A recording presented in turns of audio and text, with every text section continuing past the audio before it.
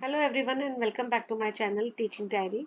So in this video I'm going to continue with class 12th salesmanship unit 1. Unit 1 का part 1 हम लोग already cover कर चुके हैं. So this is part 2 of unit 1. Right? ये part 2 है आपका unit 1 का. So इसमें हम पढ़ेंगे classification of sales organization. तो सेल्स ऑर्गेनाइजेशन जो स्मॉल फर्म की होती है वो डिफरेंट होती है as compare to the sales firm of large organization. There are various types of sales organization. पहली है लाइन टाइप ऑर्गेनाइजेशन. यहाँ पे अथॉरिटी जो होती है वो एक ही पर्सन के पास होती है. जैसे आप इस वाले फ्लो चार्ट में डायग्राम में देख रहे हैं, यहाँ पे जो भी जितनी भी अथॉरिटी है, डिसीजन मेकिंग या पावर आप बोलिए, वो एक ही पर्सन के पास है और दैट इज प्रेसिडेंट. राइट. तो अथॉरिटी यहाँ पे डाउनवर्ड्स जाती है इन अ स्ट्रेट लाइन. तो आप यहाँ पे देख सकते हो. तो प्रेसिडेंट जो है he is the sole decision making authority.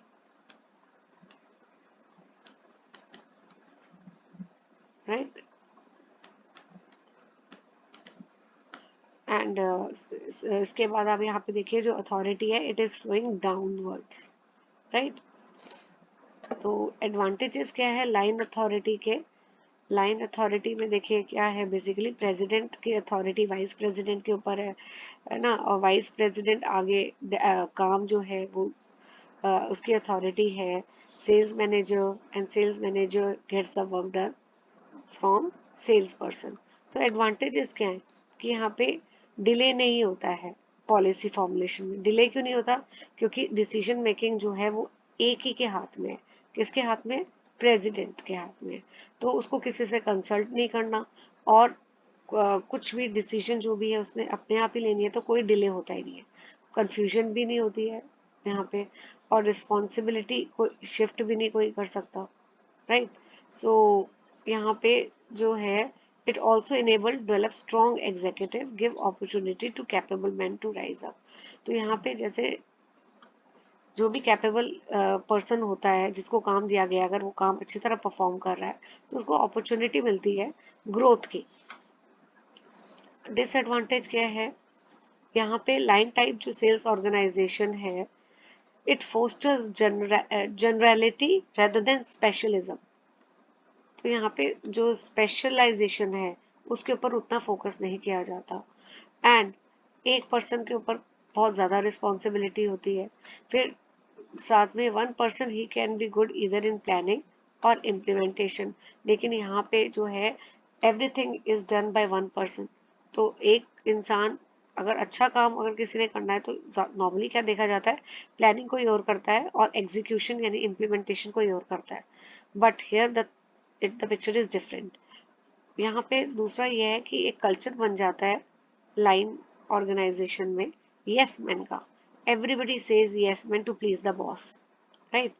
फिर with too much authority concentrated in top men, business is being held up due to loss of the man. तो ज्यादातर अथॉरिटी तो टॉप पर्सन के पास ही है. राइट. तो chances of business losses में भी दिया. फिर सबॉर्डिनेट्स जो हैं उनको उतनी अपॉर्चुनिटी नहीं मिलती है डेवलपमेंट की. सुटेबल कहाँ है ये वाली? ये सुटेबल है उन ऑर्गेनाइजेशन में, उन फर्म्स में जहाँ पे that is one man firm. Right. So या फिर वो organisation which is made by one person, उन्हीं के लिए सुटेबल है. अब आती है लाइन एंड स्टाफ. तो ये मीडियम और लार्ज फर्म्स में जो है line and staff type sales organisation suitable है. इसका it is also known as organization design on the basis of management function. अब लाइन और स्टाफ का क्या मतलब है? लाइन का मतलब यहाँ पे लाइन फंक्शन का मतलब है कि authority flows from head of the sales force to the company sales person. तो यहाँ पे जो अथॉरिटी है इट फ्लोज डाउनवर्ड. जैसे ऊपर बताया था ना, जैसे ऊपर इस वाले में कि प्रेसिडेंट जो है he is he gets the work done by vice president, vice president gets the work done by sales manager. तो it flows downward. Right. But decision making किसके पास रहती है? प्रेसिडेंट के पास। तो यहाँ पे भी लाइन का मतलब यही है कि मेन जो है हेड की अथॉरिटी रहती है प्रेसिडेंट के पास। हेड कौन हुआ? प्रेसिडेंट। प्रेसिडेंट के president can get the work done by vice president, और वाइस प्रेसिडेंट आगे जो है अब काम करवाता है through other person, right. But staff का मतलब क्या है यहाँ पे? देखो यहाँ पे लाइन अथॉरिटी का मतलब क्लियर दिया हुआ है कि people have formal authority to direct and to control immediate subordinates. कि लोगों की जो है अथॉरिटी होती है, पावर होती है कि वो लोगों को डायरेक्ट करें, इंस्ट्रक्शंस दें और कंट्रोल कर सके जो उनके अंडर सबॉर्डिनेट्स काम कर रहे हैं। ये ऊपर लाइन अथॉरिटी का ही तो था। प्रेसिडेंट के अंडर कौन काम कर रहा है? Vice president. तो प्रेसिडेंट पूरा उसको वाइस प्रेसिडेंट को कंट्रोल कर सकता है। इसी तरह वाइस प्रेसिडेंट के अंडर कौन काम कर रहा है? Sales manager. तो वाइस प्रेसिडेंट सेल्स मैनेजर को कंट्रोल करता है, डायरेक्शन देता है, इंस्ट्रक्शंस देता है। और ऐसे सेल्स मैनेजर सेल्स पर्सन को इंस्ट्रक्शंस देता है और कंट्रोल करता है। तो इसी को हम बोलते हैं लाइन अथॉरिटी। तो लाइन अथॉरिटी तो यही हो गया। लेकिन स्टाफ का मतलब है राइट टू एडवाइस और काउंसिल। यहाँ पे अथॉरिटी नहीं होती है सबॉर्डिनेट्स के ऊपर, लेकिन आपस में जो there is a staff authority means they have the right to advise or give suggestions or counsel। तो यहाँ पे लाइन अथॉरिटी और स्टाफ अथॉरिटी दोनों है। So line authority and staff authority both. President जो है यहाँ पे सिर्फ उसकी लाइन अथॉरिटी नहीं है कि वो वाइस प्रेसिडेंट को काम दे रहा है। लाइन अथॉरिटी के साथ साथ सेल्स सॉरी स्टाफ अथॉरिटी भी है। यानी यहाँ पे ये देखिए, जो प्रेसिडेंट है sales, he gets advice by marketing research manager, by sales promotion manager, by this other managers also। तो ये जो बाकी प्रेसिडेंट को ये लोग एडवाइस करते हैं, ठीक है, गाइड करते हैं, कोऑपरेट करते हैं। तो लाइन मैनेजर्स को ये एडवाइस करते हैं, ठीक है। ये कंट्रोल नहीं करते अपने, इनके नीचे जो काम कर रहा होता है, इनका मेन फंक्शन होता है कि ये लाइन मैनेजर्स को एडवाइस करते हैं, प्रेसिडेंट को एडवाइस करते हैं। तो यहाँ पे कॉम्बिनेशन है लाइन का और स्टाफ अथॉरिटी का। एडवांटेजेस क्या है? इम्पोर्टेंस स्पेशलिस्ट को दिया जाता है, हर काम को प्लानिंग के साथ किया जाता है, एक्सपर्ट्स यहाँ पे होते हैं और कोऑर्डिनेशन इम्प्रूव होता है। डिसएडवांटेज क्या है? ये बहुत कॉस्टली है, डिसीजन स्लोली होती है, ठीक है, एज कम्पेयर टू लाइन। और अगर कोई भी नॉन कॉपरेशन होता है या इनएफिशिएंसी होती है एक डिपार्टमेंट में, तो वो दूसरे डिपार्टमेंट को भी अफेक्ट करती है। Now comes committee type sales organization. ये एग्जांपल है कमिटी टाइप का। यहाँ पे सेल्स कमिटी है, राइट। तो यहाँ पे देखिए मैंने शॉर्ट फॉर्म में टाइप किया हुआ है कि कमिटी टाइप सेल्स ऑर्गेनाइजेशन में जो रिस्पॉन्सिबिलिटी होती है सेल्स की, प्लानिंग की, वो किसको दी जाती है? कमिटी को। कमिटी की रिस्पॉन्सिबिलिटी क्या है?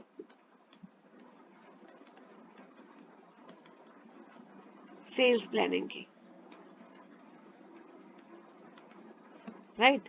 बट जो इम्प्लीमेंटेशन, यानी ये जितने भी सेल्स प्लान कमिटी ने बनाए हैं, उसको इम्प्लीमेंट कौन करेगा, एग्जीक्यूट कौन करेगा? ये वाइस प्रेसिडेंट को रिस्पॉन्सिबिलिटी दी जाती है, वाइस प्रेसिडेंट सेल्स फील्ड को, ठीक है। जो वाइस प्रेसिडेंट है वो मेंबर भी हो सकता है कमेटी का। तो मैं रिपीट कर रही हूँ, जो प्रेसिडेंट है उसको जो है जो सेल्स प्लानिंग का काम है वो किसकी रिस्पॉन्सिबिलिटी है? कमेटी की। और इस प्लान को इम्प्लीमेंटेशन की रिस्पॉन्सिबिलिटी किसकी है? वाइस प्रेसिडेंट की। ये वाइस प्रेसिडेंट जो है कमेटी का मेंबर भी हो सकता है।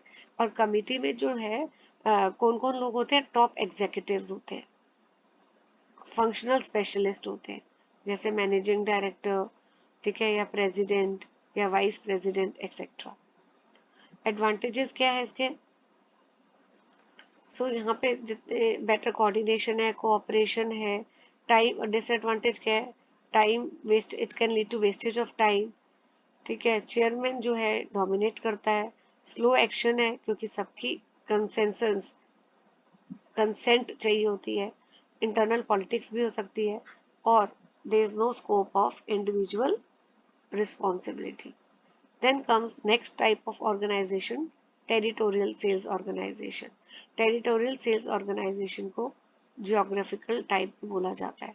तो इसका बेस्ट एग्जाम्पल यहाँ पे क्या है, सेल्स एक्टिविटीज को डिवाइड किया जाता है on the basis of territories, regions.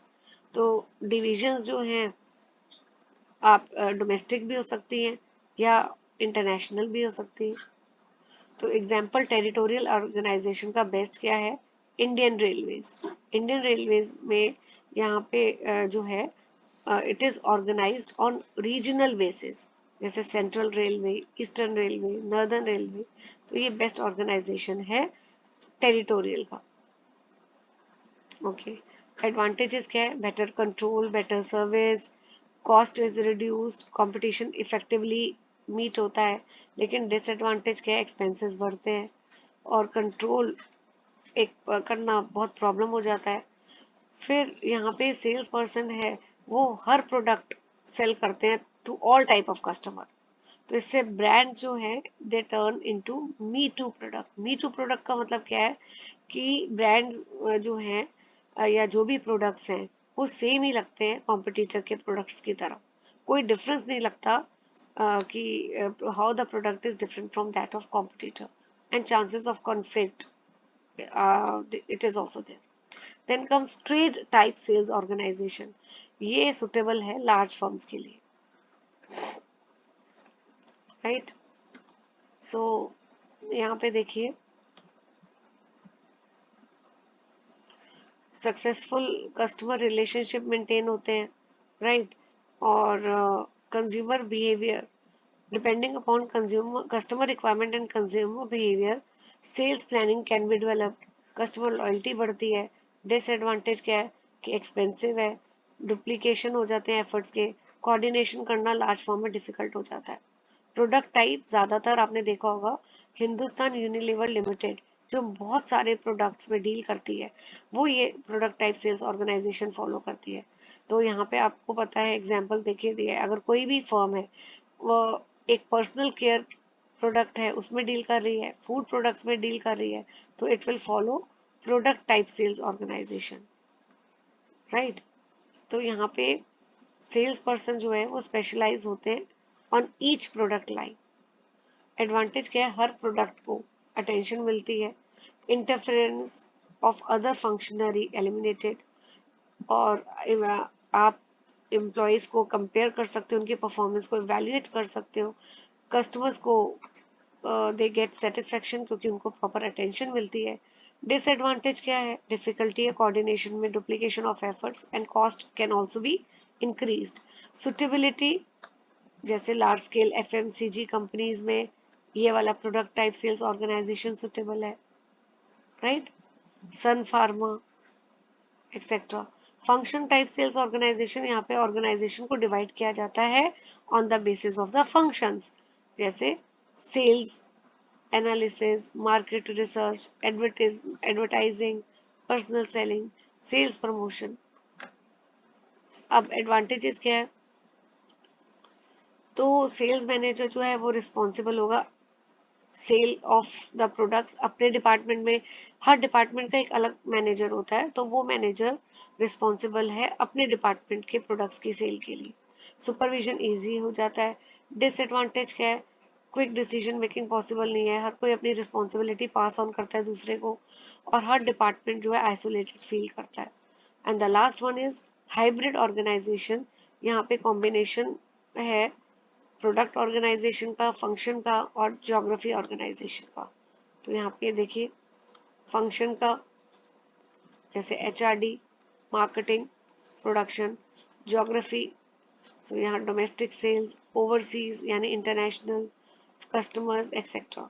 तो ये मिक्स, मतलब हमने पहले पढ़ा था ना फंक्शन के बेसिस में है, ज्योग्राफी के बेसिस में है, तो यहाँ पे हाइब्रिड है, कॉम्बिनेशन ऑफ वन और मोर.